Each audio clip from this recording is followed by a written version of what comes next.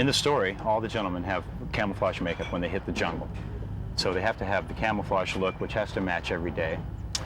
The wounds that, occur to each individual during the show, the sweat, all the different variables that make them appear to be in the jungle. We had a whole bunch of military books in regards to different makeups. The problem was that if you get too much camouflage on them, you lose the individual. With the different makeups, it helps distinguish the characters as you're watching them. And you also get to know them.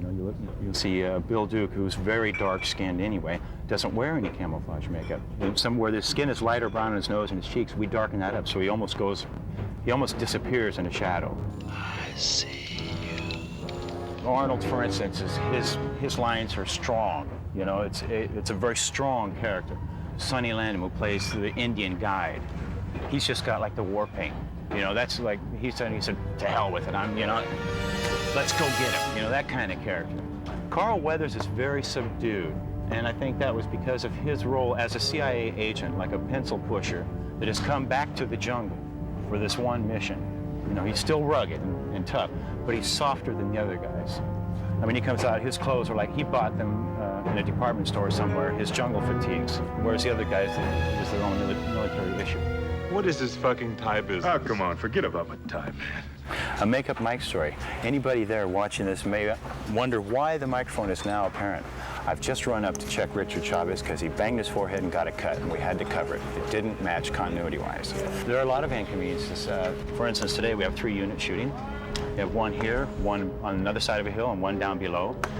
So they may be shooting a scene down there that I'm not familiar with, except by radio. And I'll say, okay, what scene? In scene 30, okay, the guy should look like this, and then send down photos of him. Or they know it's heavier camouflage because it's earlier in the show. I'm doing scenes up in the 100 sequence up here.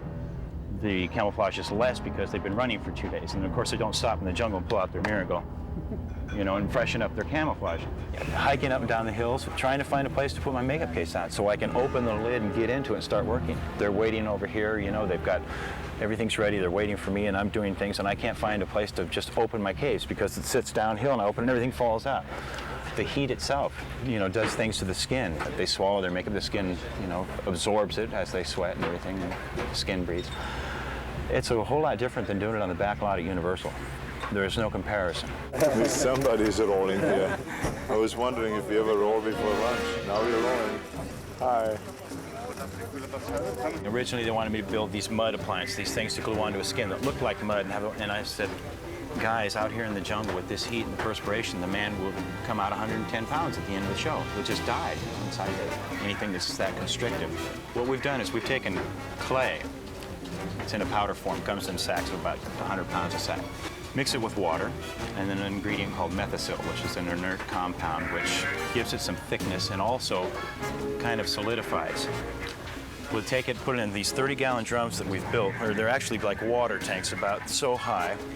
They have a 3/4-inch nozzle outlet on it that we will shoot the stuff out of a hose, like a garden hose, with a fantail end on the end of it, and just put them up against the wall, just like we're stuccoing the side of a house. Say, turn around, Arnold, and hopefully all will go well. You're not dirty enough. Bro. It was my feeling that that would be the simplest way to keep continuity and make it simple on Arnold so that in between takes or during lunchtime, he can get the stuff off with a hose, with water. It'll just wash right off. We're doing another shot like this. I know. Oh, yeah. In the meantime, yeah. Right now. Right. Otherwise, you really can't get cleaned up. No, I will get cleaned up anyway.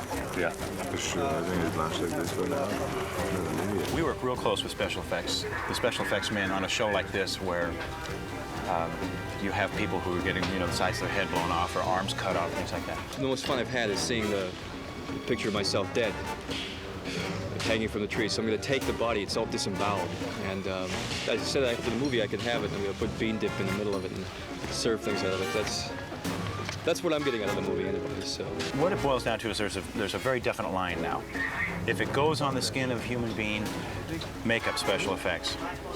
If it goes on a dummy or a body or anything other than that, special effects. And that's the line. But a lot of times we give on both sides because we need the help of the other, the other team. There's no push-pull, no struggle. It's just work. Get it done, get the best effect.